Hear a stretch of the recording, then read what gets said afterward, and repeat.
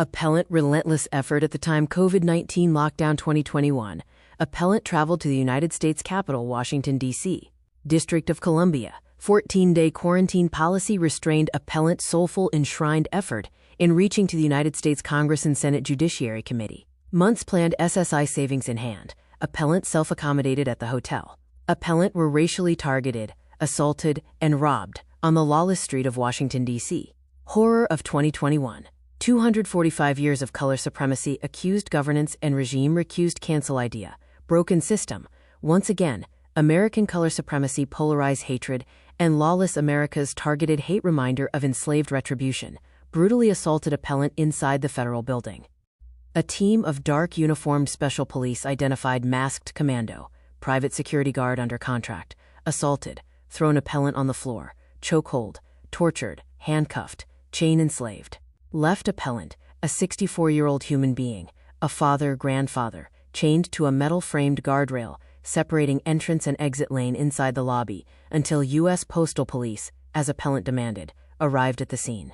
A lobby full of United States Postal Service employees and clients, American citizens, surveillance footage, and 3 United States Postal Police officers helpless in action but honest documentations are the evident eyewitness of horrified enslaved reminding targeted hate, heinous human abuse, physical torture under color of law, at the United States Federal Building, 900 Brentwood Road, Northeast, Washington, D.C.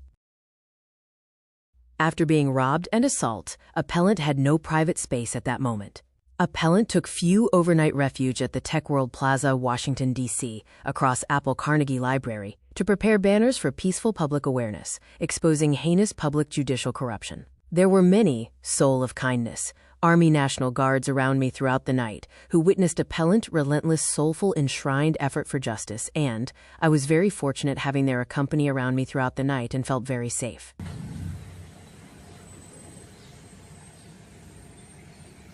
May the 3rd, 2021, morning, at the Apple Carnegie Library, across Washington, D.C. Convention Center, Mount Vernon and 7th Street, demonstrated exposed public judicial corruption, endangered public safety, warrant peaceful protest, awareness, demanding legislative declaratory relief in protecting many innocent humane lives.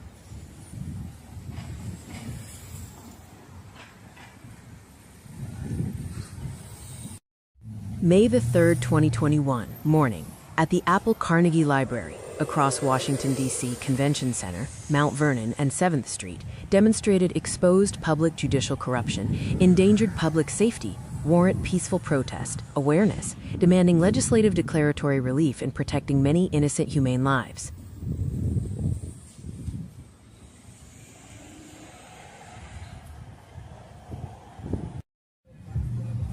May the 3rd, 2021, morning, at the Apple Carnegie Library, across Washington, D.C. Convention Center, Mount Vernon and 7th Street, demonstrated exposed public judicial corruption, endangered public safety, warrant peaceful protest, awareness, demanding legislative declaratory relief in protecting many innocent humane lives.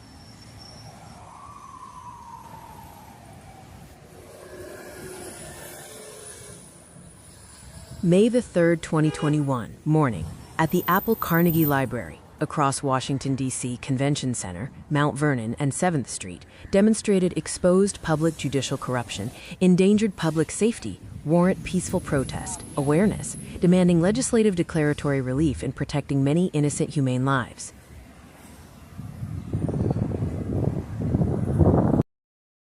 With very same banners exposing heinous public judicial corruption, and with written humble appeal in hand, on May the 3rd, 2021 afternoon, appellant demonstrate peaceful awareness at the park in front of the House and Senate building for a legislative declaratory relief from imposed 11th Amendment, sovereign immunity, hindered judicial capacity, enslaved forbidden justice.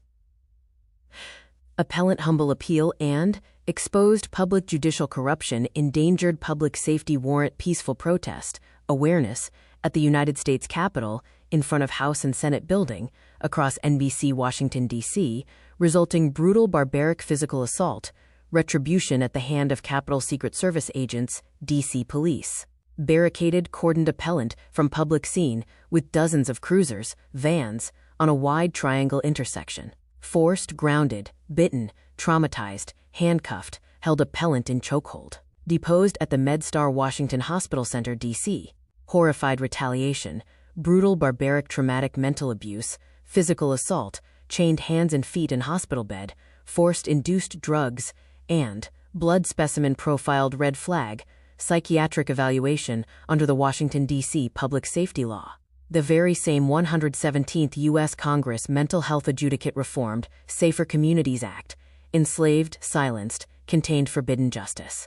24 hours of wrongful isolation, no charges filed, denied appellant rights to be presented at the federal forum.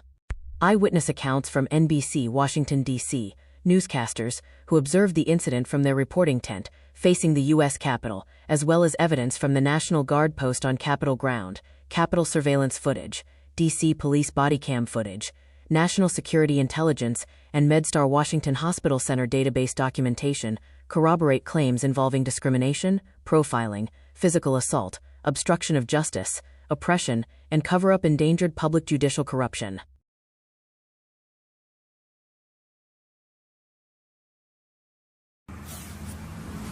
Upon returning to the state of Vermont, the appellant once again appealed to reopen the case at the United States District Court and demonstrated a peaceful protest, awareness in front of the district court. Resulting horrified retribution, appellant endured a profoundly traumatizing and brutal experience. Due to limited financial resources and restrained housing affordability, the appellant was compelled to seek federal housing assistance. Concurrently, the appellant alleges that corrupt public servants and institutions in the state of Vermont, protected by claims of sovereign immunity, systematically engaged in deprivation, retaliation, and contempt, effectively holding the appellant captive in an imposed uninhabitable human habitation characterized by dangerous discrimination.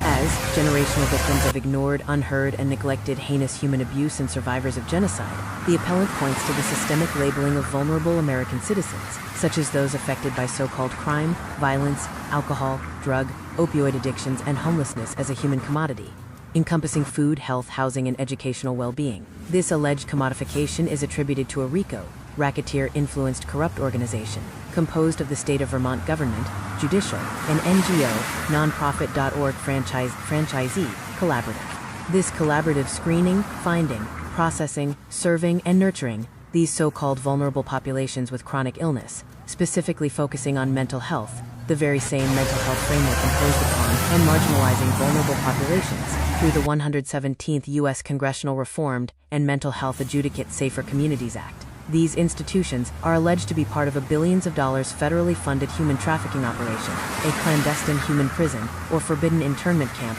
orchestrated by the aforementioned RICO.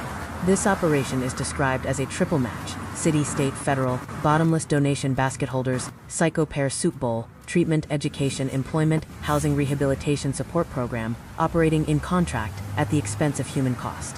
The result, the appellant asserts, is that these generations of deceived, deprived, contained, silenced, and enslaved individuals are left suffering and laid to waste in self-decapitation, caught in a cycle of contempt, conspiracy, secrecy, and cover-up.